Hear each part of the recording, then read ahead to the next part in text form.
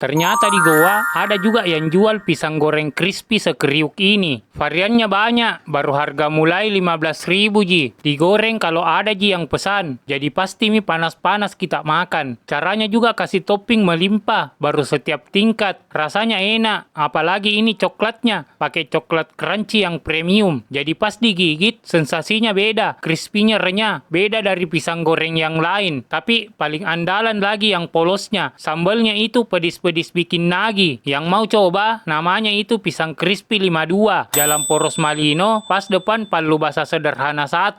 Kalau dari lampu merah sebelum jembatan Kembar, belok kiri ke Jalan Malino. Dari sini, lurus saja sampai lewati Polsek. Nah, dari sini lurus lagi terus-terus sampai lewati pom bensin. Dari sini lurus meki terus-terus sampai lewati sedikit Jalan Yusuf Bauti. Nah, lokasinya itu sebelah kiri. Kalau di Maps itu namanya pisang crispy 52. Bisa juga dipesan lewat GrabFood dan GoFood.